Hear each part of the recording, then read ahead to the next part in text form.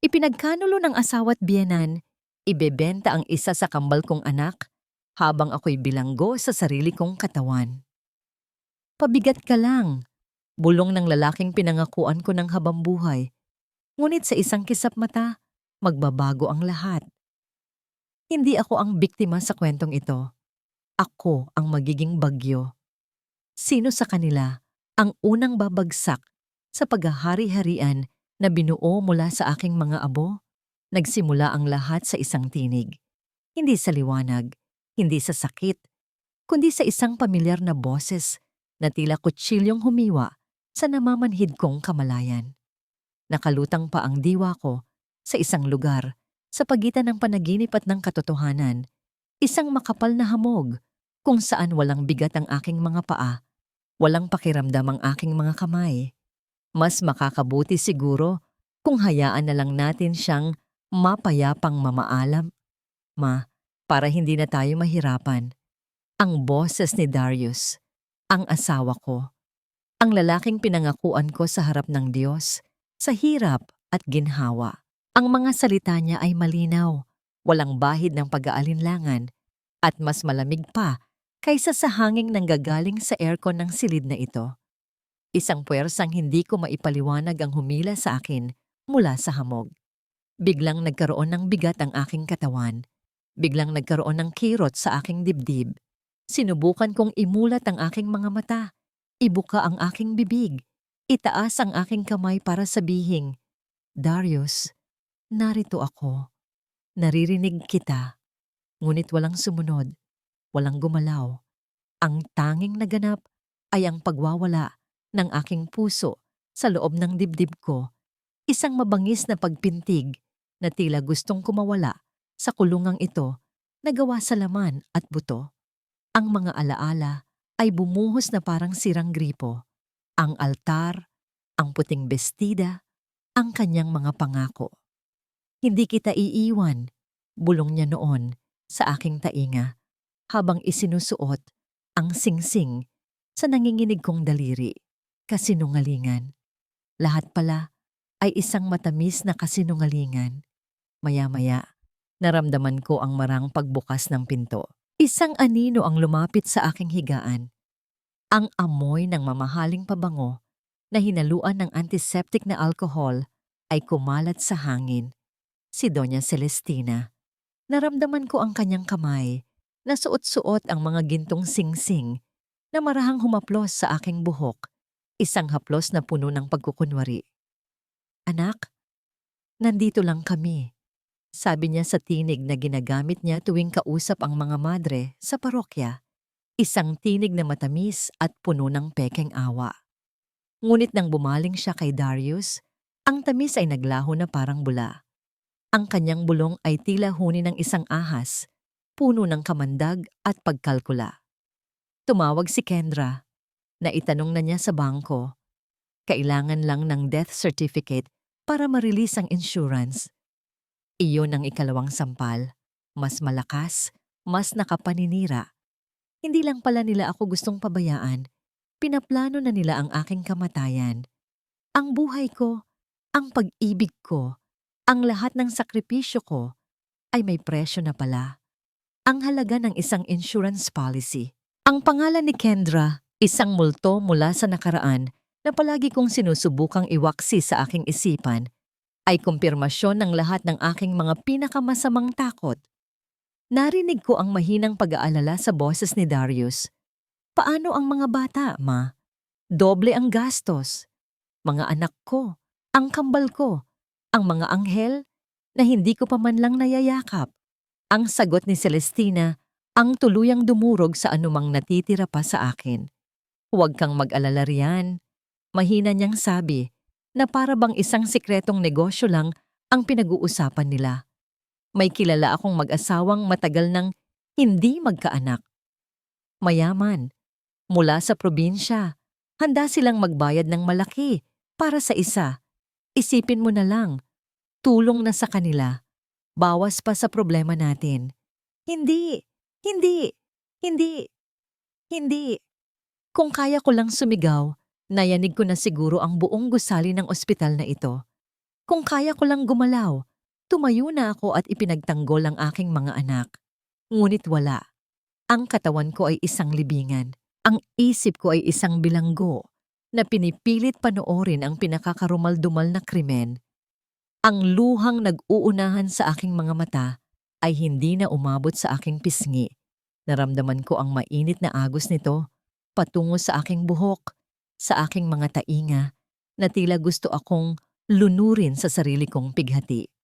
Sa gitna ng kadiliman at pagkabaliw na unti-unting lumalamon sa akin, ang nanlalabo kong mga mata ay napako sa isang bagay sa ibabaw ng maliit na mesa sa tabi ng aking kama. Isang maliit na laruan, isang isdang yari sa kahoy, magaspang ang pagkakagawa at kupas na ang pintura. Ang isdang kahoy na ginawa ng aking yumaong ama, isang mangingisda mula sa isang pirasong napulot na kahoy. Iyon ang tanging yaman na dinala ko sa pamilyang Cardenas, isang bagay na palaging tinitingnan ni Celestina nang may pagkasuklam, isang paalala ng aking hamak na pinagmulan. Ngunit sa sandaling iyon, ang maliit na isdang kahoy na yon ay naging isang parola sa gitna ng pinakamalakas na bagyo. Naging angkla, naging ang tanging bagay na totoo sa isang silid na puno ng panlilinlang at kasamaan. Dito ko ibinuhos ang lahat ng natitira kong lakas, ang lahat ng natitira kong pag-iisip. Pinilit kong pagmasdan ang bawat gasgas sa katawan nito, ang bawat ukit na gawa ng mapurol na kutsilyo ng aking ama.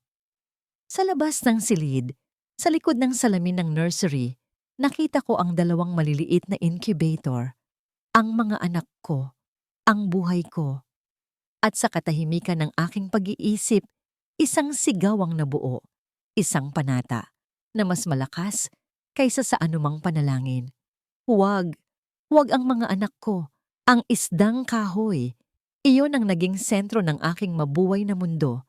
Itinuon ko rito ang lahat ng hibla ng aking pag-iisip. Ginawa itong parola upang hindi tuluyang malunod ang aking bait sa karagatan ng kawalan ng pag-asa. Sa bawat paghinga, iniisip kong isa akong bato sa ilalim ng dagat. Hindi matinag, hindi masisira. Gaano man kalakas ang alon na humahampas sa akin, sinubukan ko. Sa buong lakas ng aking kaluluwa, inutusan ko ang aking daliri na gumalaw. Kahit 1 milimetro lang, kahit isang kislot. Ngunit ang aking katawan ay nanatiling isang traidor, isang malamig at mabigat na bagay na hindi na kumikilala sa sarili itong reyna. Ang tanging bagay na gumagalaw sa akin ay ang init ng mga luhang patuloy na dumadaloy mula sa aking mga mata. Isang marahang ugoy sa pinto ang nagpabago sa liwanag sa loob ng silid. May pumasok. Hindi ito si Darius dahil magaan ang kanyang mga hakbang. Hindi rin si Celestina dahil walang amoy ng pabango. Ang papalapit na mga yabag ay malambot. Ang tunog ng sapatos na guma sa makintab na sahig. Isang lalaking nakaunipormeng puti ang huminto sa tabi ng aking kama. Nurse. Kinuha niya ang aking chart at ang liwanag mula sa pasilyo ay bahagyang tumama sa kanyang mukha. Pamilyar siya. Bembol. Ang malayo kong pinsan na minsan kong tinulungang makapasok bilang janitor sa isang maliit na klinika habang siya'y nag-aaral. Ngayon, isa na siyang ganap na nurse. Tiningnan niya ang mga makina na nakakabit sa akin. Isinulat ang ilang numero sa kanyang chart at inayos ang kumot na bumabalot sa akin. Nang akma na siyang aalis, ang kanyang mga mata ay napadako sa aking mukha. Huminto siya. Nakita niya. Nakita niya ang luhang hindi ko mapigilan. Lumapit siya at sa unang pagkakataon, sa loob ng maraming araw, isang tao ang tumingin sa akin hindi bilang isang pabigat o isang investment, kundi bilang isang tao. Tumingin siya sa direksyon ng aking mga mata at nakita niya ang isdang kahoy sa mesa. Napangiti siya ng bahagya, isang ngiting malungkot. Ako na po ang naglagay niyan dyan, Ate Maris. Bulong niya, ang kanyang boses ay puno ng respeto. Nasa bulsa po kasi ng damit ninyo. Naisip ko, baka gusto ninyong makita. Sa isang iglap, bumalik sa akin ang isang alaala. Si Bembol, payat at mahiyain, nakatayo sa labas ng maliit na apartment na inuupahan ko noon. Kakatapos lang ng kanyang klase at iniabutan ko siya ng isang plato ng kanin at pritong isda. "Salamat po, Ate Maris," sabi niya noon. Ang kanyang mga mata ay nangingilid sa pasasalamat. "Balang araw, babawi po ako sa inyo." Ang utang na loob, isang konsepto na ginamit ni Celestina para gapusin ako, ngunit sa mga labi ni Bembol, ito ay isang pangakong dalisay. Marahan niyang kinuha ang isang piraso ng tissue at pinunasan ng mga luha sa gilid ng iyong aking mga mata. Ang kanyang paghihipo ay magalang, maingat, at puno ng awa. "Ate Maris, laban lang."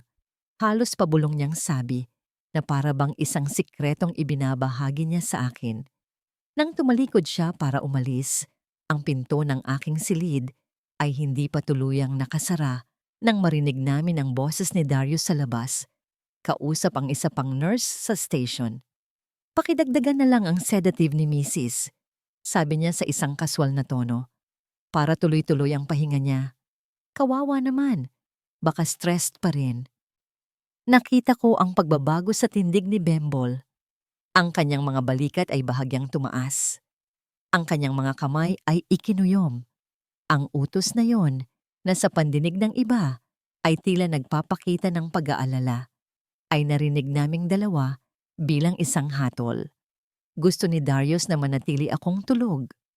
Gusto niyang manatili akong tahimik. Dahan-dahan, lumingon si Bembol at sumulyap sa akin. Sa kanyang mga mata, nakita ko ang pagdududa na naging hinala. Tumango siya ng bahagya, isang kilos na ako lang ang nakaintindi. Bago tuluyang lumabas ng silid, pinanood ko siyang huminto sa nurse's station, kunwari may inaayos na papeles. Ngunit nakita ko ang liwanag mula sa kanyang telepono na tumama sa kanyang seryosong mukha. Ang kanyang hinlalaki ay mabilis na gumagalaw sa screen. Naghahanap siya, nag-aalala. At sa huli, nagpapasya. Isang mensahe. Para kanino? Ang pinto ay muling bumukas at sa pagkakataong ito, ang mabigat na presensya ni Darius ang pumuno sa silid. Lumapit siya. Hindi tumitingin sa aking mga mata, kundi sa mga numerong kumikislap sa monitor ng aking puso. Inayos niya ang unan sa likod ng aking ulo. Isang kilos na dapat sana'y nagpapahiwatig ng pagmamahal, ngunit naramdaman ko bilang isang pagbabanta. Bumulong siya, ang kanyang hininga ay malapit sa aking tainga. "Matulog ka na lang. Mas madali ang lahat kung natutulog ka lang." Sa loob ng isang opisina na puno ng mga aklat ng batas at ng bigat ng mga kasong idinudulog dito, si Attorney Leilani Season ay isang isla ng kaayusan. Bawat papel sa kanyang mesa ay may tamang lugar. Bawat pluma ay nakahanay. Ang kanyang buong mundo ay pinapatakbo ng lohika at ng mga ebidensya. Ngunit isang marahang panginginig mula sa telepono sa ibabaw ng mesa ang pumutol sa kanyang pag-iisip. Isang hindi rehistradong numero. "Attorney, Lai? Pinsan po ako ni Mariciel. Sa tingin ko po, kailangan niya ng tulong." Ang pangalang Mariciel ay isang pinto. Isang pinto na sa isang iglap ay nagbukas, at mula roon ay bumuhos ang mga alaala na matagal na niyang ikinulong. Ang halakhak ni Maris sa kantin ng kanilang kolehiyo. Ang amoy ng murang kape habang sabay silang nag-aaral hanggang madaling araw. Ang mga pangarap na iginuhit nila sa mga panyo. Si Mariciel, ang kaibigan niyang puno ng liwanag at pag-asa, na huli niyang nakita sa araw ng kasal nito, ang mga mata ay nagniningning. Ang lamig ng propesyon ay biglang napalitan ng init ng pag-aalala. Isinantabi ni Lai ang kasong hinahawakan. Kinuha niya ang susi ng kanyang sasakyan at ang kanyang bag. May isang bagay na mali. Nararamdaman niya ito sa kaibuturan ng kanyang mga buto. Pagdating sa ospital, ang artipisyal na katahimikan at amoy ng gamot ang sumalubong sa kanya. Sa nurse's station, itinuro sa kanya ang silid ni Marichelle. Ngunit bago pa man niya mahawakan ang seradura ng pinto, isang boses na matamis, ngunit mapanuri ang humarang sa kanya. Sino po sila? Si Doña Celestina, nakatayo roon na may dalang isang maliit na aklat ng panalangin. Ang kanyang mukha ay isang perpektong maskara ng pagluluksa at pag-aalala. Leilani Season po, Lai. Kaibigan po ako ni Maris. Magalang na sagot ni Lai, ngunit pinanatiling matatag ang kanyang tingin. Ah, oo. Ang abogada, sabi ni Celestina, may bahagyang diin sa huling salita. Salamat sa iyong pagdalaw, pero natutulog ang anak ko ngayon. Kailangan niya ng maraming pahinga. Sinubukan nitong harangan ang daan. Ang katawan nito ay isang banayad, ngunit matatag na pader. Hindi nagpatinag si Lai. Sandali lang po, gusto ko lang siyang makita. Sa loob ng silid, ang tanawin ay halos dumurog sa puso ni Lai. Ang kanyang masiglang kaibigan ay nakahiga, maputla at payat. Napapaligiran ng mga makinang walang tigil ang ginagawang ingay. Ngunit hindi ang mga tubo o ang mga monitor ang nakakuha ng atensyon ng isang abogada, kundi ang IV drip na nakakabit sa braso ni Marichelle. Malinaw na nakasulat sa etiketa ang pangalan ng gamot, isang malakas na sedative. At sa mesang katabi nito, may 2 pang vial ng parehong gamot. Masyadong marami, masyadong malakas para sa isang pasyenteng kailangan lang magpagaling. Kawawa naman ang aking manugang, sabi ni Celestina na tila nababasa ang pagkunot ng noo ni Lai. Hindi mapakali. Palaging sinusubok gumalaw kaya kailangan siyang tulungang magpahinga. Lumapit si Lai sa higaan. Binaliwala ang presensya ng matanda. Hinawakan niya ang kamay ni Marichelle. Malamig ito, walang buhay. Ngunit sa ilalim ng balat, tila may naramdaman siyang isang napakahinang panginginig. O baka guni-guni niya lang. Ikinulong niya ang kamay ng kaibigan sa pagitan ng kanyang 2 palad at bumulong ng sapat lang para marinig nilang 2. Maris, kung naririnig mo ako, huwag kang bibitaw. Parating na ako. Bago siya umalis, nakasalubong niya sa pasilyo ang isang nurse na abala sa pag-aayos ng mga gamit. Si Bembol. Isang mabilis na pagtango mula sa lalaki ang nagsilbing senyas. Nagkita sila sa hindi gaanong mataong hagdanan pang-emergency. Attorney, salamat po sa pagdating. Halos pabulong na sabi ni Bembol. Ang kanyang boses ay puno ng pag-aalala. Ikinuwento niya ang lahat. Ang pag-uusap tungkol sa insurance, ang utos ni Darius. Nadagdagan ang sedative, ang mga luhang nakita niya sa mga mata ni Marichelle. Habang nagsasalita si Bembol, ang mga piraso ng palaisipan ay nabubuo sa isip ni Lai. Hindi ito kapabayaan. Ito ay isang plano, isang masusing plano, ngunit kailangan niya ng patunay. Kailangan nating malaman kung may malay ba talaga siya. Sabi ni Lai, mas para sa sarili niya kaysa kay Bembol. Isang pangalan ang pumasok sa kanyang isip.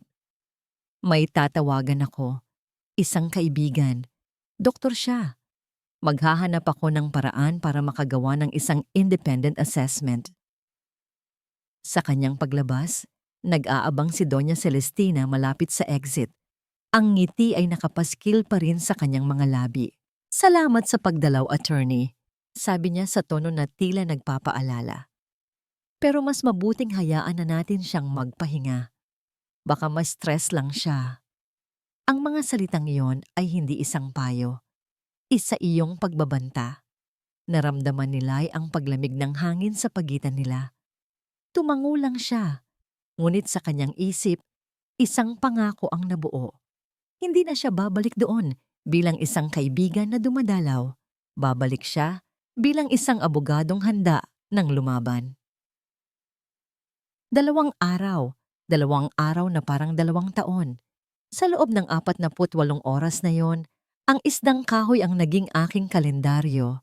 Ang monitor ng aking puso ang naging aking orasan. Bawat pagpintig ay isang segundo ng paghihintay.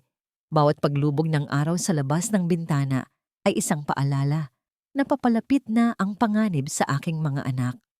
Sa ikatlong araw, dumating sila. Silay, ang kanyang muka ay seryoso at determinado. At sa likod niya ay isang lalaking hindi ko kilala, may daladalang maliit na itim na bag. Matangkad ito, may malumanay na mga mata, at naglalakad ng may awtoridad na tanging isang doktor lang ang nagtataglay. Ngunit ang pader na nagngangalang Celestina ay muling humarang sa pinto. Attorney Season, ano na naman ito? Tanong niya.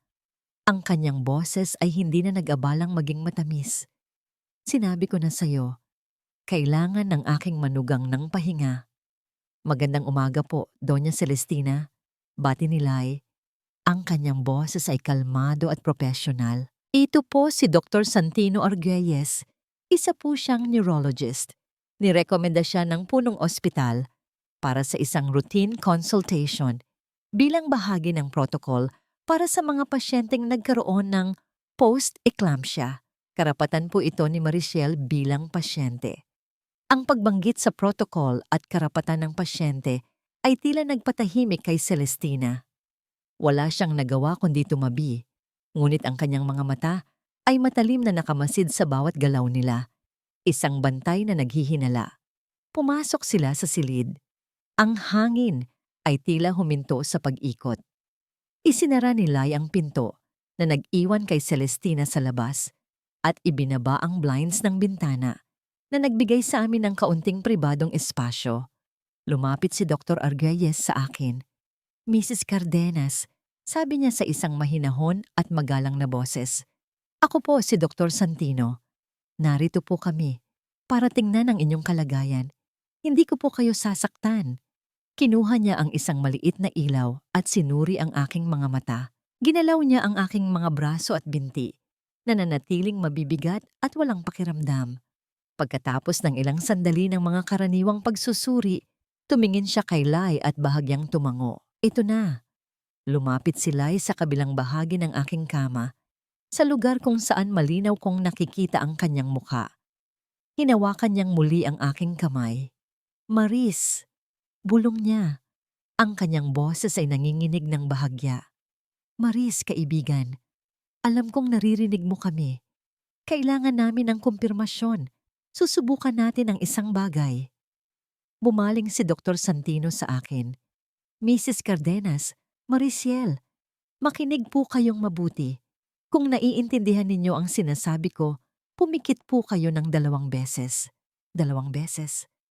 Ang pinakasimpleng utos, ngunit para sa akin, ito ang pinakamahirap na hamon. Ipinikit ko ang aking mga mata. Tinipon ko ang lahat ng aking lakas, lahat ng aking galit, lahat ng aking pagmamahal para sa aking mga anak at itinutok ko ito sa aking mga talukap. Pumikit ka. 2 beses. Ang aking mga talukap ay naramdaman kong mas mabigat pa sa semento. Ngunit nagpumilit ako. Una, isang marahan at nanginginig na pagpikit. Pagkatapos, isa pa.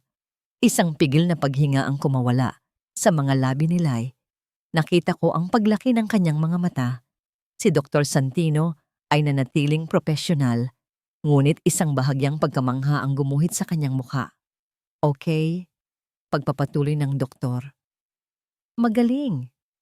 Ngayon, para makasiguro tayo na hindi ito nagkataon lang, magtatanong kami. Isang kisap para sa hindi. 2 kisap para sa oo. Maliwanag po ba? 2 marahan, ngunit tiyak na pagkurap. Ang mga luha ay nagsimulang mamuo sa mga mata ni Lai. Maris, ikaw nga yan. Halos hindi niya masabi. Susubukan natin ang isang tanong na kayo lang 2 ang nakakaalam. Sabi ni Dr. Santino, ibinaling ang tingin kay Lai. Tumango si Lai at tumingin ng diretso sa aking mga mata. Maris, noong college tayo, ang pangalan ba ng pangarap nating coffee shop ay Kapit Bisig Cafe? Ang alaala ay sumilay sa aking isipan. 2 dalagang nakaupo sa damuhan, nangangarap habang umiinom ng instant coffee. Isang sikretong ibinaon na namin sa limot. Ngayon, Ito ang magiging susi sa aking kalayaan. Ipinikit ko ang aking mga mata. 1, 2. Sa pagkakataong yun, hindi na napigilan ni Lai ang kanyang mga luha. Tumulo ito sa kanyang pisngi, ngunit may ngiti sa kanyang mga labi. Isang ngiting masakit, ngunit puno ng tagumpay. Kinumpirma ni Dr. Santino ang resulta sa kanyang chart. Ang kanyang pagsulat ay mabilis at tiyak. Ang ebidensya na wala na ang pag-aalinlangan sa silid. Ang natira ay ang malamig at matigas na katotohanan. Buhay ako, gising ako, at nakikinig ako. Hinawakan nila ang aking kamay ng mas mahigpit. Ang kanyang boses ay nawalan na ng panginginig at napalitan ng isang bakal na determinasyon. Tinitigan niya ako, hindi na bilang isang kaibigan na naawa, kundi bilang isang abogadong kumukuha ng testimonya ng kanyang pinakamahalagang kliyente. Maris, sabi niya, ang kanyang boses ay mahina, ngunit umalingaw-ngaw sa buong silid. Huling tanong, at kailangan mong maging matapang. Maris, sinasaktan ka ba nila? Ang tanong ay bumitin sa hangin, mabigat at mapanganib. Ito na ang deklarasyon, ang pagsisimula ng digmaan. Sandali akong naghintay. Inalala ko ang bawat masasakit na salita, bawat planong karumal-dumal, at pagkatapos, sa buong kapangyarihan ng aking kalooban, ibinigay ko ang aking sagot. 2 madiin na pagpikit. Oo, ang 2 pagpikit na yon ay sumira sa lahat ng pader sa pagitan namin ni Lai. Hindi na ako isang pasyenteng walang magawa. Isa na akong testigo. At si Lai ay hindi na lamang isang nag-aalalang kaibigan. Siya na ang aking tinig, ang aking sandata. Nang umalis sila ni Dr. Arguelles, nag-iwan sila ng isang opisyal na medical finding sa aking chart. Isang bombang naghihintay na sumabog. Ngunit bago umalis, bumulong si Lai sa akin. Babalik ako, mag-isa. Huwag kang gagawa ng kahit anong senyales, maging bato ka ulit. Naintindihan ko. Kailangan naming maging mas matalino kaysa sa kanila. Ang kaalaman na alam na nila na ako'y gising ay ang aming alas. Hindi pa oras para ipakita ito. Kinabukasan, bumalik si Lai. Dala-dala ang isang basket ng prutas, nagkukunwaring isang ordinaryong bisita. Si Celestina, na halatang hindi mapakali dahil sa konsultasyon kahapon, ay hindi umalis sa kanyang tabi. Umupo si Lai malapit sa akin at nagsimulang magkwento tungkol sa mga lumang araw, sa aming mga professor, sa mga kalokohan namin, mga kwentong alam ni Celestina na wala siyang masasabat. Naalala mo ba, Maris? Sabi ni Lai, habang binabalatan ng isang mansanas, yung lumang apartment mo, yung laging nasisira ang gripo, at yung may-ari na laging naniningil ng upa ng maaga. Ang bawat salita ay may dalang kahulugan. Ang bawat tanong ay isang piraso ng mapa. Ito ang simula ng aming laro. Nagpatuloy siya. Ang sabi mo noon, lahat ng mahahalagang papel mo, tulad ng birth certificate at land title ng tatay mo, ay tinago mo sa isang lugar na hindi nila mahahanap. Nasa bahay pa rin ba? Hinintay niya. Si Celestina ay abala sa pag-text, bahagyang hindi nakikinig. Ito na ang pagkakataon ko. Isang marahang pagpikit. Hindi. Bahagyang natigilan si Lai. Itinuloy niya ang pagkain ng mansanas. Oo nga pala. Masyadong halata kong sa bahay. Siguro, dinala mo sa bangko? Sa isang safety deposit box? Isang pagpikit. Hindi. Ngayon, ang pagkunot ng noo ni Lai ay tunay na. Kung wala sa bahay at wala sa bangko, nasaan ang pinakamahalagang dokumento na magpapatunay na ako ang may-ari ng lahat ng pinag-iinteresan nila? Maris, sabi ni Lai, ang kanyang boses ay mas seryoso na ngayon. Nasaan ang mga titulo? Kailangan nating malaman. Paano ko ito sasabihin? Paano ko ituturo ang isang lugar gamit lang ang aking mga mata? Tumingin ako sa paligid ng silid, desperadong naghahanap ng kahit anong pahiwatig. At nakita ko ito. Sa ibabaw ng mesa, Sa tabi ng isdang kahoy ay ang aklat ng panalangin na dala-dala ni Celestina. Itinuon ko ang aking paningin dito. Pinilit kong huwag kumurap. Hinahayaan ang aking mga mata na manatili roon. Sinundan ni Lai ang aking tingin. Mula sa akin papunta sa aklat. Pabalik sa akin. At pabalik sa aklat. Ang aklat! Bulong niya. Halos hindi marinig. Dalawang mabilis na pagpikit. Oo. Nasa simbahan? Isang pagpikit. Hindi. Nakita ko ang pagkalito sa kanyang mukha. Tumingin siyang muli sa aklat. Pagkatapos sa akin, anong koneksyon? Nagpatuloy si Lai sa pagtatanong, gamit ang mga salita mula sa kanyang kwento.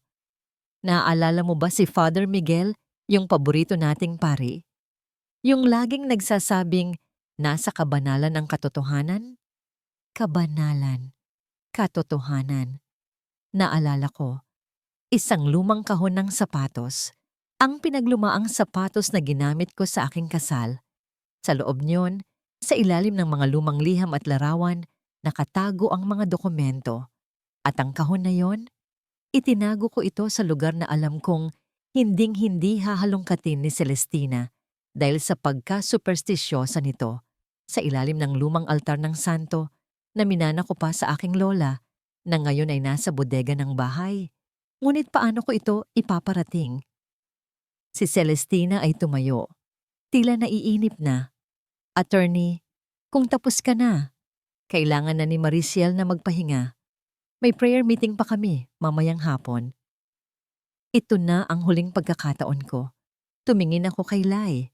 At pagkatapos sa isasahig, sa ilalim ng kama, pabalik-balik mula kay Lai, papunta sa ilalim ng kama, nakuha ni Lai ang mensahe, ang koneksyon sa pagitan ng kabanalan at ng isang bagay na nasa ilalim. Maris, sabi ni Lai, habang nag-aayos na para umalis. Naalala ko yung kwento mo tungkol sa lumang sapatos mo, yung pangkasal mo. Itinago mo pa ba? Dalawang malakas na pagpikit, oo. Isang ngiti ng pagkakaintindi ang sumilay sa mga labi ni Lai. Sige, aalis na ako, sabi niya habang tumitingin kay Celestina. Pakisabi na lang kay Darius, baka gusto niyang dumaan sa opisina ko. May ilang papeles lang tungkol sa estate planning na kailangan naming pag-usapan. Ang salitang estate planning ay tila isang dagitab ng kuryente na gumising sa atensyon ni Celestina. Ngunit alam naming dalawa ni Lai ang tunay na kahulugan nito. Hindi ito pagpaplano para sa aking ari-arian. Ito ay isang paunang salvo. Isang babala na mayroon ng abogadong nakabantay. Nang gabing iyon, habang nakahiga sa kadiliman, narinig ko ang nag-aalalang pag-uusap nila, Darius at Celestina sa labas ng pinto. Ang pag-aalala nila sa pagbisita ng abogado. Ang takot na baka meron akong lihim na habilin.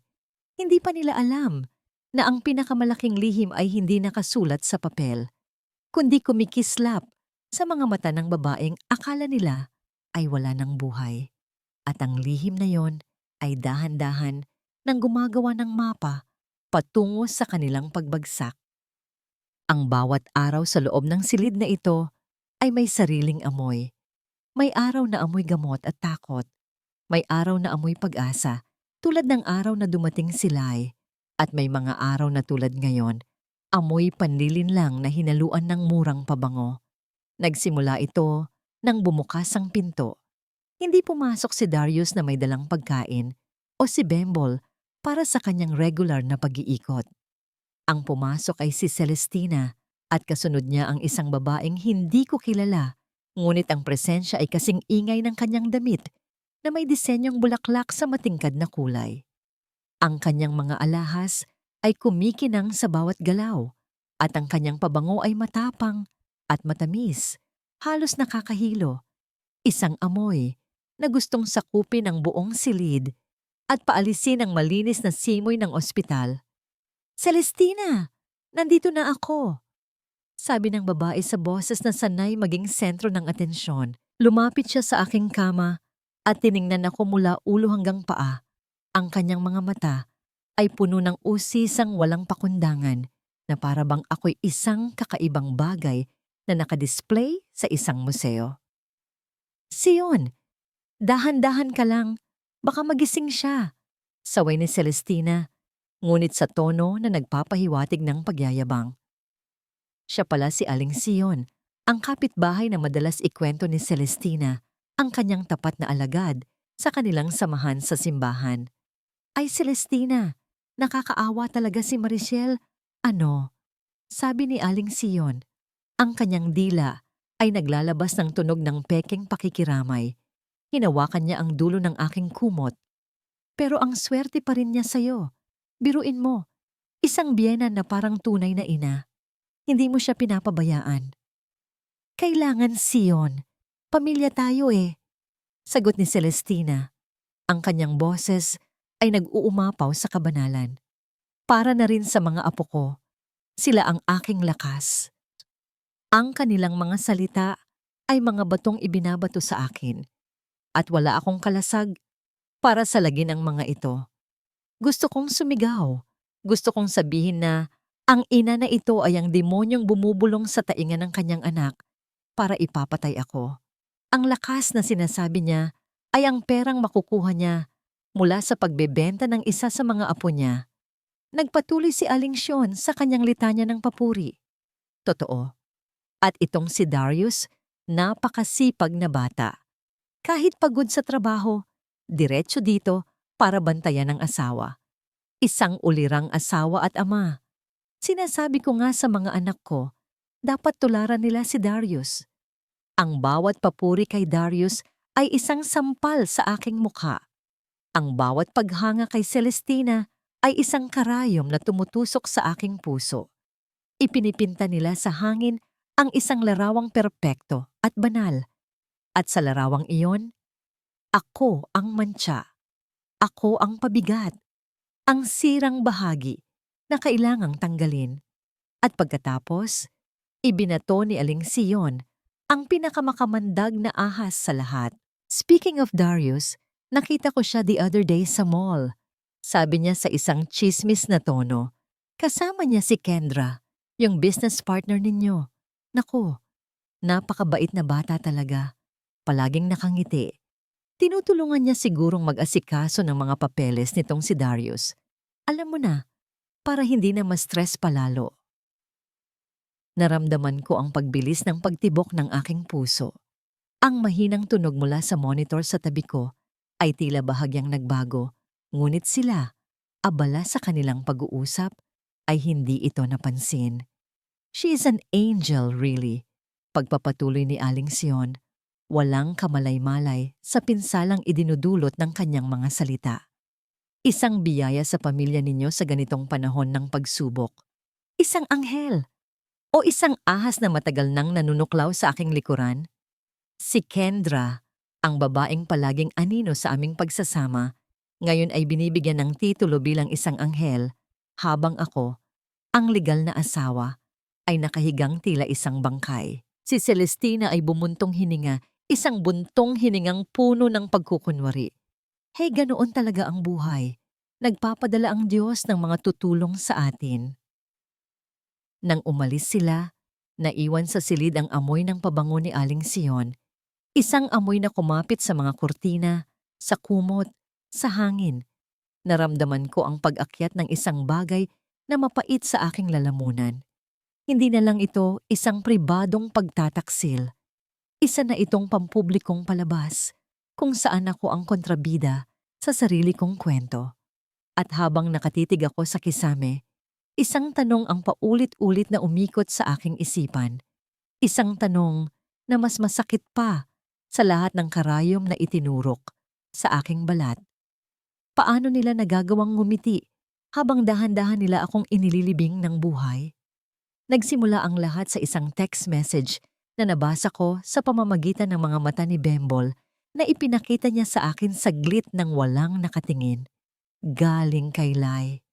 Bembol, nasa bahay na nila ako. Bibigyan kita ng 30 minutos. Simulan mo na. Ang plano ay simple sa papel, ngunit sa katotohanan, bawat segundo ay may katumbas na panganib. Sila'y, sa ilalim ng pagkukunwaring kailangan niyang personal na ipaliwanag ang ilang komplikadong financial clauses sa akin, ay pinuntahan sila, Darius at Celestina, sa kanilang bahay. Ang tunay niyang layunin, ilabas sila mula sa kanilang master's bedroom, ang pugad ng ahas kung saan nakatago ang ebidensya. Samantala, dito sa ospital, ang entablado ay inihahanda para sa pangalawang yugto ng aming tahimik na operasyon, si Bembol. Pinapanood ko siya habang abala siya sa pag-aasikaso ng ibang pasyente. Ang kanyang mga galaw ay kalmado at propesyonal sa paningin ng mumuang iba. Ngunit nakikita ko ang bahagyang panginginig ng kanyang mga kamay habang inaayos niya ang isang dextrose. Nakikita ko ang butil ng pawis na namumuo sa kanyang noo. Hindi siya isang espiya. Isa siyang nurse na naglalagay ng kanyang trabaho at kaligtasan sa alanganin para sa akin, para sa utang na loob. Ang bawat pagpintig ng monitor sa tabi ko ay tila isang pagbilang, isang paalala na ang oras namin ay paubos na. Nakahiga ako, isang estatuang nagyayelo sa takot at pag-asa. Ako ang sentro ng operasyon, ngunit ako rin ang pinakawalang magawa sa lahat. Ang aking tanging magagawa ay magdasal sa aking isipan, mga dasal na walang salita, mga pakiusap na walang tinig. Nang sa wakas ay nagkaroon siya ng pagkakataon, pumasok si Bembol sa aking silid, isinara ang pinto, at ibinaba ang blinds. Ang kanyang mga kilos ay mabilis at tiyak. Ate Maris, bulong niya, kailangan ko po ang tulong ninyo. Kung may papasok, kahit anong senyales. Isang mabilis na pagpikit. Hindi ko yon magagawa. Ang tanging senyales na kaya kong gawin ay ang magparamdam ng takot. At iyon ay lalo lang maglalagay sa kanya sa panganib. Tumango siya, nauunawaan ang aking limitasyon. Lumapit siya sa aking mga gamit. Sa bag na dinala mula sa aming bahay noon, isinugod ako rito. Sa ilalim ng mga damit, nandoon ang isang set ng mga susi. Ang susi sa aming bahay. Kinuha niya ito, ang metal ay malamig. At mabigat sa kanyang nanginginig na palad. Babalik po ako agad, sabi niya. At mabilis na lumabas. Naiwan akong mag-isa sa artipisyal na katahimikan ng silid. Ang tanging kasama ko ay ang tunog na nililikha ng makina ng aking puso. Ang bawat pagtaas at pagbaba ng berdeng linya sa screen ay isang testamento na buhay pa ako, na lumalaban pa ako. Pinikit ko ang aking mga mata at sinubukan kong isipin ang ginagawa ni Lai, ang kanyang matatalinong salita na ginagawang bitag, ang kanyang ngiti na isang tabing para sa kanyang tunay na layunin. Ngunit ang aking isipan ay lumipad pabalik kay Bembol. Nilaro ko sa aking utak ang kanyang mga posibleng kilos, ang pagpasok sa bahay, ang pag-akyat sa hagdanan, ang paghahanap sa lumang kahon ng sapatos sa ilalim ng altar sa bodega. Ayon sa itinuro ko kay Lai, ang panganib ay nasa lahat ng dako. Isang maling galaw, isang kapitbahay na makakakita, at tapos na ang lahat. Ang mga minuto ay tila mga oras. Ang aking lalamunan ay tuyo.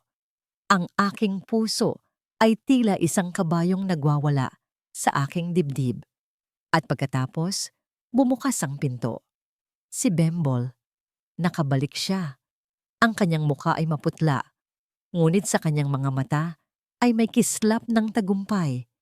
Ipinakita niya sa akin ang screen ng kanyang telepono, isang larawan.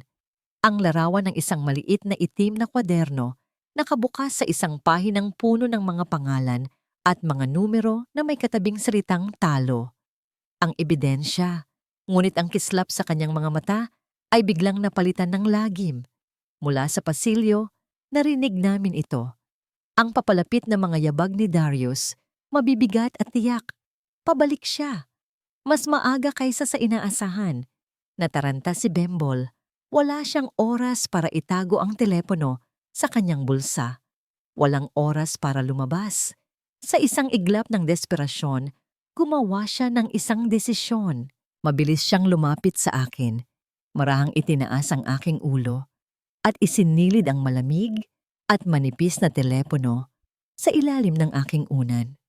Ang lamig ng metals sa aking batok ay tila isang yelo na dumikit sa aking balat. Ang pinto ay bumukas. Si Darius ay pumasok. Ang kanyang mukha ay puno ng ini.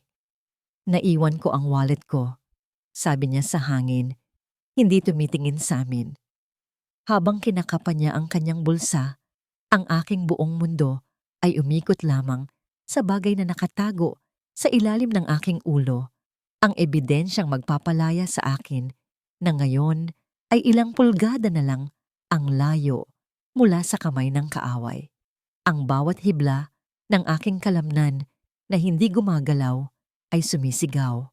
Ang bawat pintig ng aking puso ay isang pag-usal na sana'y hindi gumalaw si Darius. Ang telepono sa ilalim ng aking unan ay hindi lang isang aparato. Ito'y isang bomba. At ang kamay ni Darius ang maaaring magpasabog dito anumang oras. "Sir, okay lang po ba kayo?" tanong ni Bembol. Ang kanyang boses ay nanginginig ng bahagya, ngunit sinubukan niyang magtunog propesyonal. "May kailangan po ba kayo?" Tumingin si Darius kay Bembol na para bang ngayon niya lang napansin ang presensya nito. "Wala. Huwag mo akong pakialaman." Kinuha niya ang wallet sa ibabaw ng mesa. Sa isang saglit na halos ikahimatay ko, lumapit siya sa kama. Tiningnan niya ako. Ang mga mata niya ay malamig at walang emosyon. Itinaas niya ang kanyang kamay na para bang aayusin ang aking unan. Ito na. Ito na ang katapusan. Ngunit sa halip na ayusin ang unan, ang kanyang kamay ay dumapo sa aking noo. Isang kilos na kunwari nagsusuri ng lagnat. "Mainit ka pa rin," sabi niya, mas para sa sarili niya. Pagkatapos ay tumalikod siya at naglakad palabas ng silid nang walang isa pang salita. Ang paghinga na hindi ko na malayang pinipigil ko ay kumawala mula sa aking mga baga. Si Bembol ay napasandal sa pader.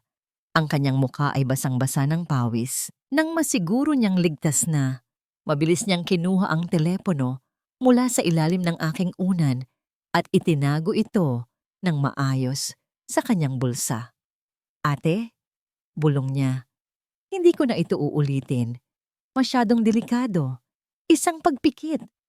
"Hindi. Hindi na kailangan. Nakuha na natin ang kailangan natin." Ang gabi ay dumaan ng mabagal at puno ng pananabik. Alam kong ipinadala na ni Bembol ang larawan kay Lai. Alam kong ang mga piraso ng ebidensya ay unti-unti nang nabubuo. Ngunit isang mas malaking takot ang nagsimulang kumain sa akin. Ang perang kailangan ni Darius ay hindi lamang para sa kanyang mga utang sa sugal. Ito rin ang bayad pinsala para sa isang buhay na sisirain nila, ang buhay ng isa sa aking mga anak. Kinabukasan, ang takot na yon ay nagkaroon ng anyo at tinig. Pumasok si Celestina sa silid, nag-iisa. Ang kanyang mukha ay seryoso, walang bahid ng pekeng awa na karaniwan niyang ipinapakita. May dala siyang telepono at inilagay niya ito sa kanyang tainga. Hindi niya ginamit ang speakerphone, ngunit sa katahimikan ng silid at sa lapit niya sa akin, malinaw kong narinig ang bawat salita mula sa kanyang bibig.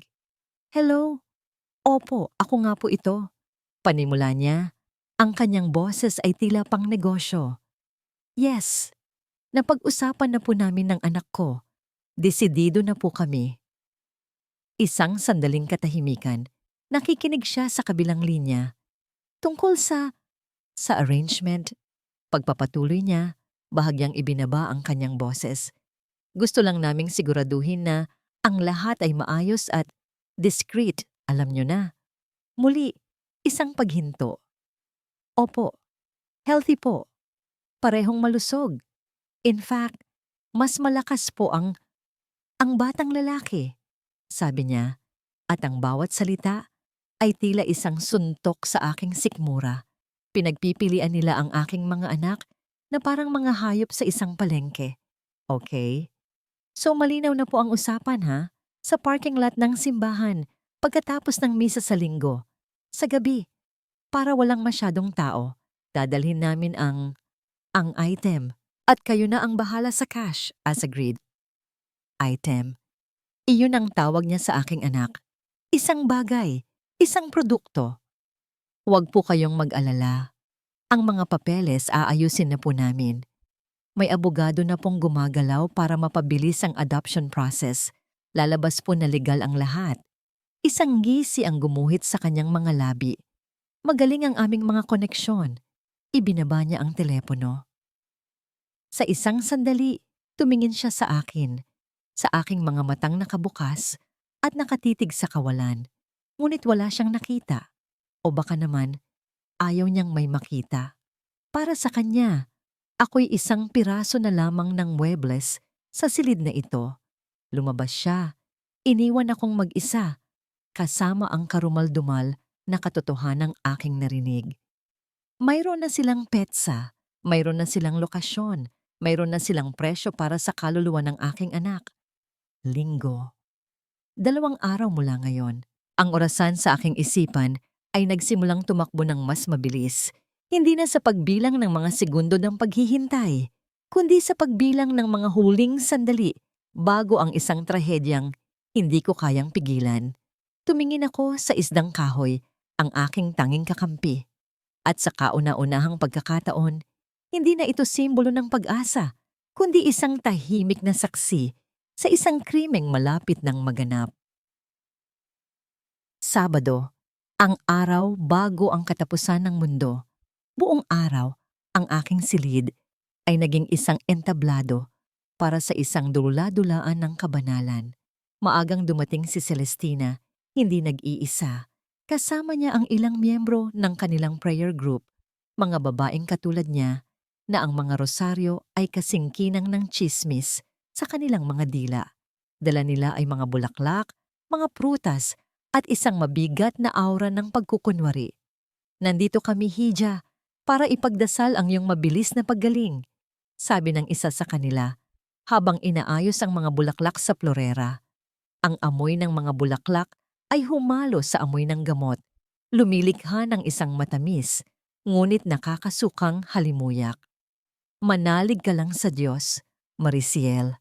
Sabi naman ng isa pa, lahat ay may dahilan. Ito ay isang pagsubok lamang, isang pagsubok.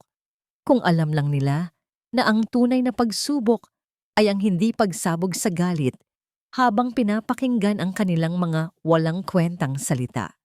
Si Celestina, ang nanguna sa dasal, nakaluhod sa tabi ng aking kama. Ipinikit niya ang kanyang mga mata at itinaas ang kanyang mga kamay sa langit. Ang kanyang boses ay marubdob at puno ng emosyon habang binibigkas niya ang bawat salita ng rosaryo. Ipinapanalangin niya ang aking kalusugan. Ipinapanalangin niya ang lakas para kay Darius. Ipinapanalangin niya ang kinabukasan ng kanyang 2 pinakamamahal na apo. Ang bawat Abaginong Maria na lumalabas sa kanyang bibig ay isang kalapastanganan. Ang bawat Santa Maria, ina ng Diyos, ay isang insulto sa lahat ng mga ina. Paano niya nagagawang hawakan ang rosaryo gamit ang parehong mga kamay na gagamitin niya para ipamigay ang isa sa aking mga anak? Paano niya nagagawang bigkasin ang pangalan ng Diyos habang ang kanyang puso ay puno ng plano ng demonyo? Habang sila'y abala sa kanilang makadiyos na palabas, isang pamilyar na anino ang dumaan sa labas ng bahagyang nakabukas na pinto. Si Bembol, nagkunwari siyang may inaayos sa isang cart ng gamot, ngunit ang kanyang mga mata ay nakatuon sa akin. Sa isang saglit na walang nakatingin, itinaas niya ang kanyang telepono. Isang mensahe ang nakasulat sa screen, ang mga letra ay malalaki para mabasa ko. Handa na ang lahat. Bantayan mo si Maris. Lai. Handa na ang lahat. Ang 3 salitang iyon ay ang manipis na sinulid na aking pinanghawakan. Sa gitna ng dagat ng kanilang mga kasinungalingan, ito ang aking salbabida. May plano sila may gagawin sila. Kailangan ko lang magtiis. Kailangan ko lang manatiling buhay. Nang matapos ang kanilang pagdarasal, sila'y nagpaalam, nag-iwan ng mga pangakong babalik at ng kanilang mababaw na awa. Si Celestina ay nagpaiwan. Lumapit siya sa akin.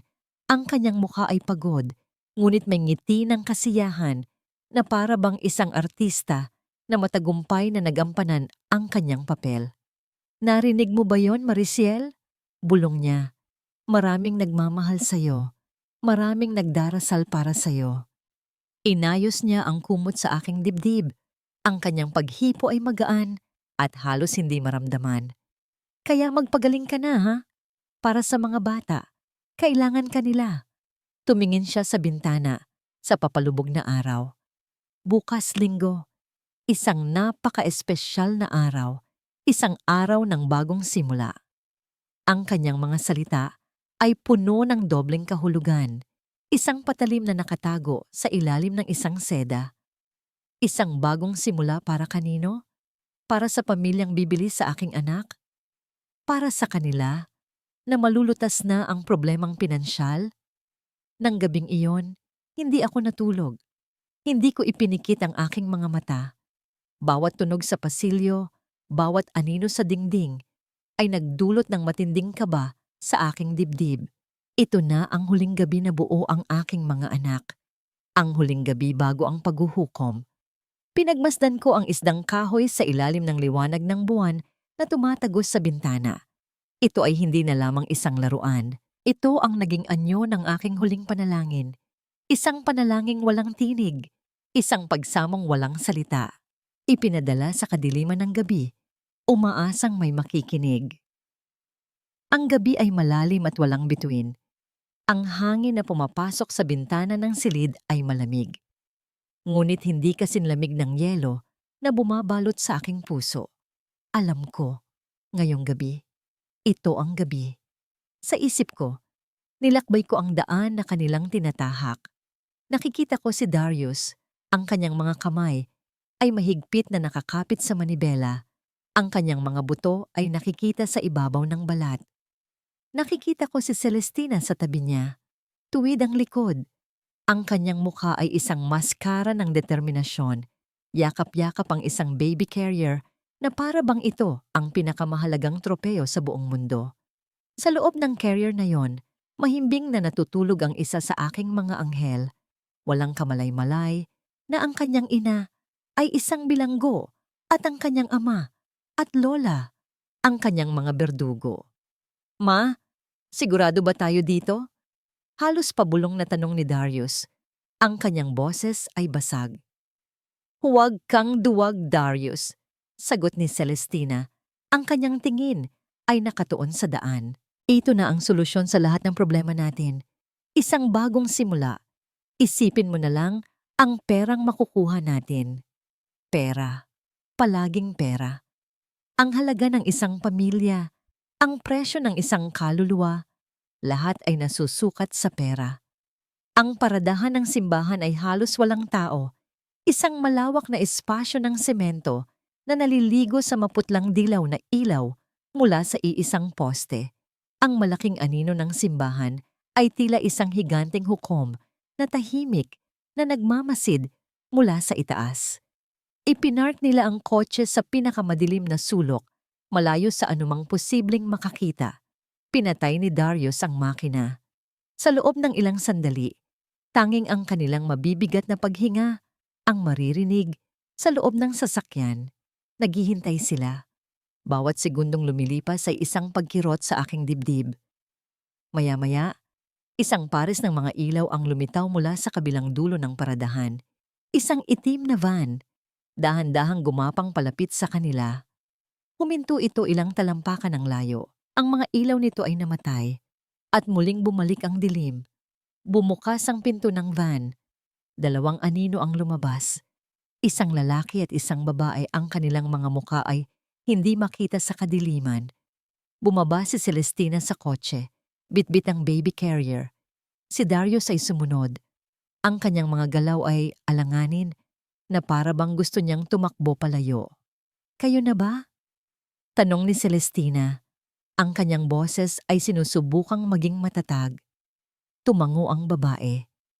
Nasaan ang bata? Itinaas ni Celestina ang carrier. Narito, malusog. Tulad ng napag-usapan, lumapit ang lalaki. May dalang isang itim na portfolio. Ang pera. Sa sandaling iyon, nang akmang magpapalitan na sila, nang ang aking anak ay tuluyan ng maipagkakanulo, nang ang kasalanan ay malapit ng maisakatuparan, nangyari ang hindi nila inaasahan. Biglang umilaw ang buong paligid. Ang kadiliman ay binura ng mga umiikot na ilaw na pula at asul, tahimik ngunit nakakasilaw. Mula sa likod ng van, mula sa mga anino ng simbahan, lumabas ang mga unipormadong tao. Ang kanilang mga galaw ay mabilis at tiyak, walang nagsalita. Ngunit ang bawat pagtaas ng kanilang kamay ay isang utos na hindi maaaring suwayin. Natigilan si Celestina. Ang baby carrier ay halos mabitawan niya. Ang kanyang muka, na kanina'y puno ng kasakiman, ay napalitan ng purong pagkabigla. Si Darius ay napaurong. Ang kanyang mga mata ay nanlalaki sa takot. Ang mag-asawang kausap nila ay hindi nataranta. Sa halip, ang babae Mikao ay naglabas ng isang ID mula sa kanyang bulsa. Department of Social Welfare and Development. Isang bitag. Isang perpektong bitag. Lumapit ang mga pulis. Ang tunog ng metal na nagkikiskisan habang inilalabas ang posas ay ang tanging maririnig sa gabing iyon. Ano ito? Hindi ninyo kami pwedeng arestuhin. Ako si Celestina Cardenas. Sigaw niya. Ang kanyang boses ay puno ng galit at pagtataka. Kilala ako sa parokya. Isa akong lingkod ng Diyos. Ngunit walang nakinig. Kinuha ng babaeng social worker ang baby carrier mula sa kanyang mga kamay. Ligtas na ang anak ko. Si Darius ay tuluyang bumagsak. Nang akmang lalapitan na siya ng pulis para posasan, ang kanyang takot ay naging desperasyon. Itinuro niya ang kanyang ina, ang kanyang daliri ay nanginginig. Ang kanyang mukha ay nababalot ng luha at pawis. Ang lahat ng pagkukunwari, ang lahat ng pagiging anak na masunurin ay naglaho. Siya po ang nag-utos sa akin. Humagulol siya, ang kanyang boses ay umalingaw-ngaw sa buong paradahan. Plano niya po ang lahat. Wala po akong kasalanan. Sunod lang po ako sa utos niya. Ang balita ay kumalat na parang apoy sa tuyong damo. Ang pangalan ng pamilyang Cardenas, na dating simbolo ng respeto at kabanalan sa aming komunidad, ay naging putik sa loob lamang ng isang gabi. Ang mga larawan nila, kuha habang sila'y pinuposasan sa ilalim ng mga ilaw ng pulis, ay nasa bawat pahayagan, sa bawat screen ng television. Ang kanilang pagbagsak ay naging pampublikong panoorin. Sa loob ng ospital, ang katahimikan sa paligid ko ay nagbago. Hindi na ito ang katahimikan ng pag-aabang, kundi ang katahimikan ng pagkatapos ng isang bagyo. Dinala sa akin ang aking kambal. Sa unang pagkakataon, inilagay sila sa aking mga bisig, isa sa kanan, isa sa kaliwa. Hindi ko pa sila kayang yakapin, ngunit naramdaman ko ang kanilang init, ang kanilang amoy, ang kanilang buhay na nakadikit sa akin. Ang mga luha ay muling dumaloy sa aking mga mata. Ngunit sa pagkakataong ito, hindi dahil sa pighati, kundi dahil sa isang kaligayahang napakatagal kong inasam. Buo sila, ligtas sila, akin sila. Sa tulong ng masusing physical therapy at ng isang determinasyong kasing tigas ng bakal, nagsimula akong bumawi. Una, ang pagkislot ng aking mga daliri. Pagkatapos, ang marahang pag-angat ng aking kamay. Bawat maliit na paggalaw ay isang malaking tagumpay. Ang unang salitang lumabas sa aking bibig ay hindi mama o papa. Ito ay ang pangalan ni Lai, binigkas ng paos at mahina, ngunit puno ng walang katapusang pasasalamat. Ang araw ng aming paghaharap ay dumating. Hindi sa isang korte, kundi sa isang maliit na conference room sa loob mismo ng ospital. Isang espesyal na konsiderasyong ibinigay dahil sa aking kalagayan. Naroon si Lai sa aking tabi. Ang kanyang presensya ay isang pader na hindi matitinag. Pumasok sila, si Darius at Celestina, nakasuot ng kulay kahel na damit ng bilanggo. Ang kanilang mga kamay ay nakaposas. Ang dating tindig ni Celestina na puno ng pagmamataas ay wala na. Napalitan ito ng isang hukot na anyo. Ang kanyang muka ay lukot sa kahihiyan at galit. Si Darius naman ay hindi makatingin ng diretso. Ang kanyang mga mata ay palaging nakatutok sa sahig. Nasa wheelchair ako. Hindi pa sapat ang lakas para tumayo.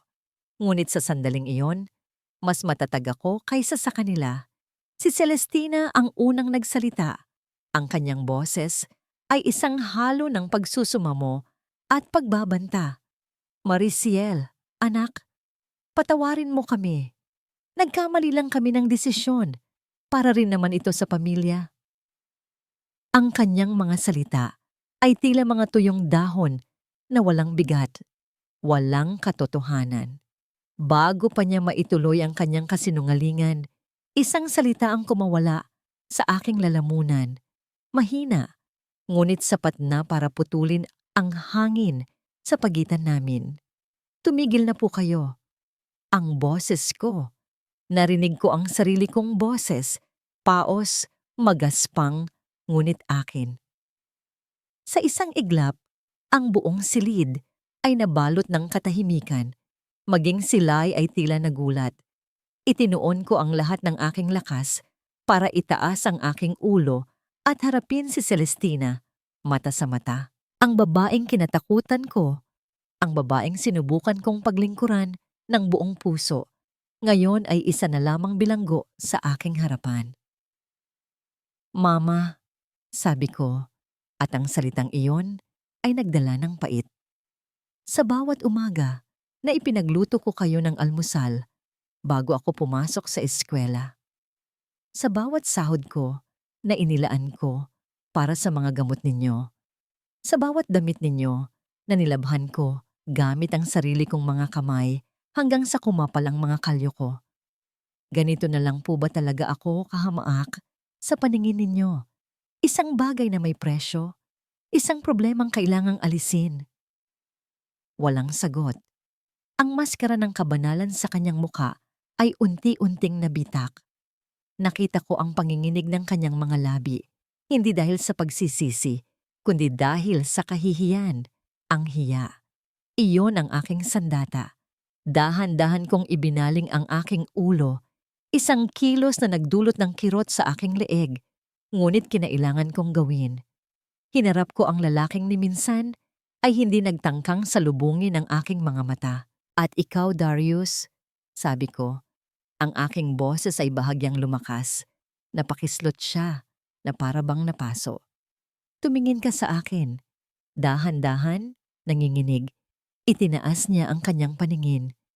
Ang nakita ko sa kanyang mga mata ay hindi pagsisisi, kundi purong takot. Sa harap ng Diyos, nangako ka, sa hirap at ginhawa. Ito ba ang ginhawa, Darius? Ang ipagpalit ako sa pera? Ang ipamigay ang sarili mong anak para lang mabayaran ang mga utang mo sa sugal? Hindi siya umimik. Ang kanyang katahimikan ay ang pinakamatibay na pag-amin. Huminga ako ng malalim. Ang hangin ay tila nagbigay sa akin ng bagong lakas. Wala na akong galit, sabi ko, at naramdaman ko ang katotohanan sa bawat salitang yon.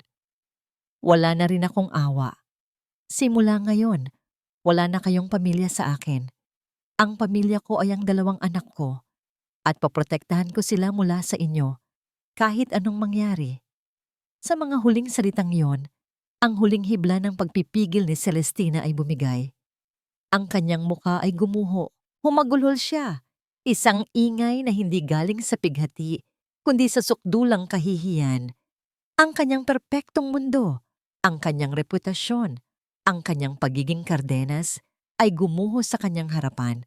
Si Darius ay nanatiling nakatungo, isang basag na anino ng isang lalaki.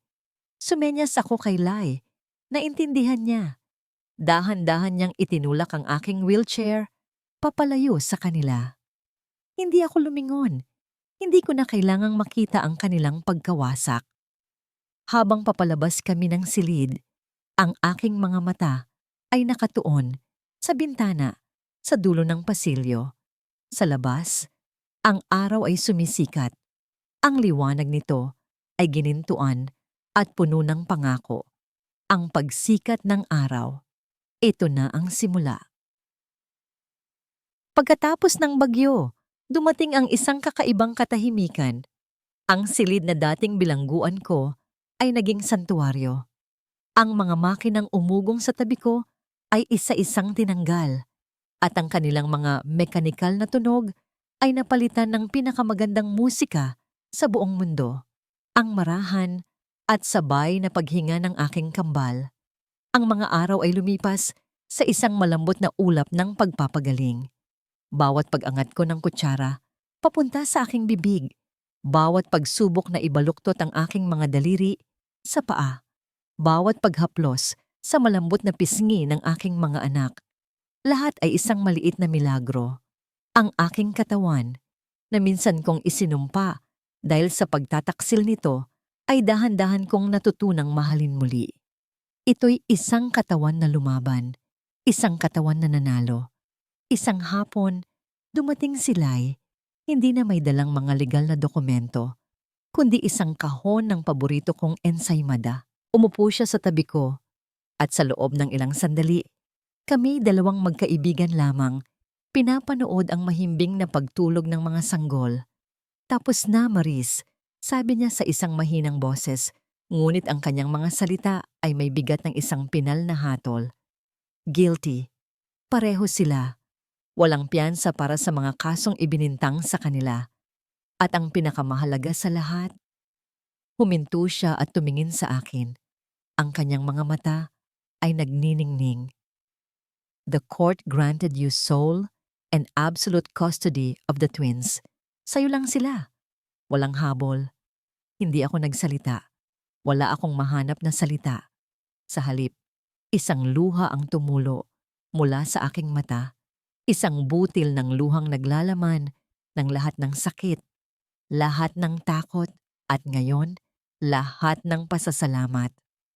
Tumango ako, at sa simpleng kilos na yon, naintindihan na nila ang lahat. Nang sumunod na linggo, nilagdaan ko ang mga papeles. Ang isang bahagi ng maliit na lupang minana ko sa aking ama, ang lupang naging ugat ng kasakiman ni Celestina, ay naibenta. Ngunit hindi ko ito naramdaman bilang isang kawalan. Sa halip, ito'y isang pagpapalaya. Ang lupang iyon ay hindi lamang isang ari-arian. Ito ang huling yakap ng aking ama.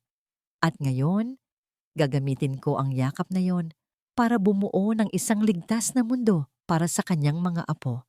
Isang araw, dinalawa ko ni Lai na may dalang isang malaking rolyo ng papel. Maingat niya itong binuksan sa ibabaw ng aking kama. Isang blueprint, ang plano ng isang maliit na bahay. Hindi ito isang mansyon, hindi ito enggrande. Ngunit sa bawat guhit, nakikita ko ang isang pangarap. Nakikita ko ang isang maliit na kwarto para sa aking kambal na may mga bintanang hahayaan ng sikat ng araw na pumasok. Nakikita ko ang isang munting hardin sa likod kung saan maaari kong itanim ang mga paboritong bulaklak ng aking ina. Nakikita ko ang isang kusina, maliit ngunit sa akin, kung saan lulutuin ko ang mga pangarap namin. At nakikita ko ang isang pinto na isasara ko sa gabi. At alam kong sa likod ng pintong yon, kami ay ligtas. Simple lang, Maris, sabi ni Lai, pero matatag. At higit sa lahat sa iyo, hinaplos ko ang papel, ang aking mga daliri ay marahang gumuhit sa mga linyang naglalarawan ng aming magiging tahanan. Mula sa silid ng mga bata, papunta sa kusina, hanggang sa maliit na beranda sa harap. Ang bawat sulok ay isang pangako. Ang bawat espasyo ay isang bagong simula. At doon, sa gitna ng amoy ng papel at tinta, sa harap ng isang pangarap na iginuhit sa asul, isang bagay na matagal nang natutulog sa loob ko, ang dahan-dahang gumising. Nagsimula ito bilang isang kislap sa aking mga mata. Isang bahagyang pag-angat sa gilid ng aking mga labi. Pagkatapos, ito'y naging isang buo, totoo, at hindi napipilitang nangiti. Ang unang tunay na ngiti ko. Lumipas ang 3 taon. Ang bahay na dating nasa papel lamang ay ngayon, nakatayo ng matatag sa ilalim ng init ng araw. Maliit ito, oo. Ngunit bawat sulok nito ay puno ng buhay. Ang amoy ng bagong lutong tinapay mula sa aking maliit na home bakery ay humahalo sa halimuyak ng mga sampagwita mula sa hardin. Ang sahig ay palaging may bahagyang kalat ng mga laruan at ang mga dingding ay pinalamutian ng mga magugulong guhit ng Crayola, mga obra maestra ng aking kambal. Sa hapon, habang hinihintay kong lumamig ang mga paninda, uupo ako sa maliit na beranda. May hawak na isang tasang mainit na kape. Mula roon, tanaw ko ang aking mga anak, si Lito at si Lila, na naghahabulan sa damuhan. Ang matinis ngunit matamis na halakhak nila ay ang pinakamagandang musika sa aking pandinig. Isang tugtog na bumubura sa lahat ng mapapait na alaala ng nakaraan. Minsan, may mga liham na dumarating mula sa bilangguan. Kay Darius, na puno ng mga salita ng pagsisisi. Kay Celestina, na puno pa rin ng pagmamatwid. Hindi ko sila binubuksan. Inilalagay ko lang sila sa isang kahon, hindi dahil sa galit, kundi dahil wala na silang lugar sa kasalukuyan ko. Ang kanilang mga multo ay hindi na kayang pumasok sa loob ng bakod ng tahanang ito. Ang aking pamilya ay lumaki sa paraang hindi ko inaasahan. Si Lai ay hindi na lang basta abogado. Siya na si Tita Lai na laging may dalang pasalubong na libro tuwing Sabado. Si Bembol ay si Tito Bembol, ang paboritong kalaro ng kambal, na itinuturing na silang tunay na mga pamangkin. Sila ang mga haligi na tumulong sa aking itayo muli ang aking mundo. Pinatawad ko na ba sila? Ito ang tanong na minsan ay bumubulong sa aking isipan sa katahimikan ng gabi. Ngayong hapon, habang pinapanood ko ang aking mga anak na naglalaro sa ilalim ng ginintuang sinag ng araw, nahanap ko ang sagot. Ang pagpapatawad pala ay hindi isang malaking seremonya kung saan iwinawagayway mo ang isang puting bandila. Hindi ito isang salitang binibigkas mo para sa kanila. Ang pagpapatawad ay ang katahimikang nararamdaman ko ngayon. Ito ang init ng tasa ng kape sa aking mga kamay. Ito ang halakhak ng aking mga anak na nagpapangiti sa akin. Ito ang kapayapaan sa aking puso kapag isinasara ko ang pinto sa gabi. Alam na kaming ligtas. Ang pagpapatawad ay ang pagpili na huwag nang bigyan ng puwang ang pait sa isang buhay na puno na ngayon ng tamis. Hindi ko sila pinatawad para gumaan ang kanilang pasanin. Pinatawad ko sila para tuluyan ko ng mabitiwan ang sarili kong bigat. Mula sa aking kinauupuan, natanaw ko ito. Sa ibabaw ng pasimano ng bintana sa sala, kung saan abot ito ng sikat ng araw, ay nakatayo ang isdang kahoy. Kupas na, magaspang pa rin, ngunit para sa akin, ito ang pinakamagandang bagay sa buong mundo. Hindi na ito simbolo ng paglaban, kundi isang paalala. Isang paalala na kahit sa pinakamadilim at pinakamalalim na karagatan ng pighati, ang pag-ibig na totoo, ang pag-ibig ng isang ama, ang pag-ibig para sa mga anak, ay palaging magiging sapat na liwanag para mahanap mo ang daan pauwi. Mama, Mama, tawag ni Lila. Tumatakbo palapit sa akin. Ang kanyang mga kamay ay may hawak na isang maliit na bulaklak na pinitas niya mula sa hardin. Ngumiti ako. Isang ngiting buo, malaya, at nagmula sa kaibuturan ng isang pusong muling natutong magtiwala. Inilatag ko ang aking mga braso para salubungin siya. Dito sa maliit na paraisong ito na itinayo mula sa mga abo ng nakaraan, natagpuan ko ang lahat. Ako ay payapa. Ako ay tahanan.